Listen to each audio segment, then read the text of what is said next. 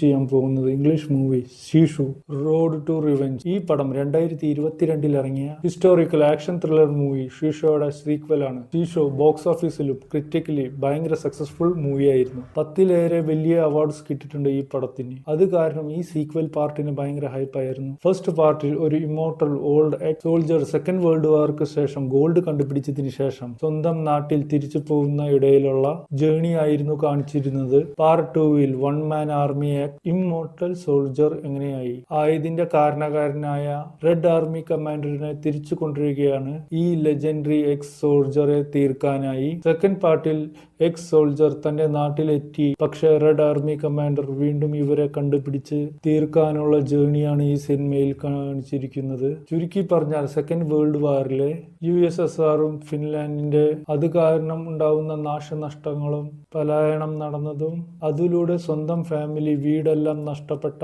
ഒരു X soldier എങ്ങനെ ഒരു legendary immortal one man soldier ആയി മാറുന്നു. പിന്നെ ആ സോൾജർ റെഡ് ആർമി കമാൻഡോയെ റിവെഞ്ച് എടുക്കുന്നു എന്നതാണ് ഈ സിനിമ. ഒരു ടെക്നിക്കലി ഹൈ സ്റ്റാൻഡേർഡ് വാർ ഫൈറ്റ് ആണ് കാണിച്ചിട്ടുള്ള ഈ സിനിമ. വെൽ പ്ലാൻഡ് ഡയറക്ടർ 2025 ഓഡിയൻസിനെ 1944 ലോകത്തിലേക്ക് കൊണ്ടുപോകാൻ വേണ്ടി സിനിമയുടെ തുടക്കത്തിൽ തന്നെ 1944 എന്ന വലിയ അക്ഷരത്തിൽ കാണിച്ച് ഓഡിയൻസിനെ ആ പഴയ കാലത്തിലേക്ക് കണക്ട് ചെയ്യുന്നു. ചില ഫൈറ്റ് സീനുകൾ ഭയങ്കര ഓവറായിട്ട് തോന്നും. പക്ഷെ ഈ സിനിമയുടെ ഫസ്റ്റ് പാർട്ട് കണ്ടവർക്ക് ഇതിന്റെ ലോജിക്ക് മനസ്സിലാവും. ടെക്നിക്കലി ഈ സിനിമ വളരെ ഹൈ ലെവലാണ്.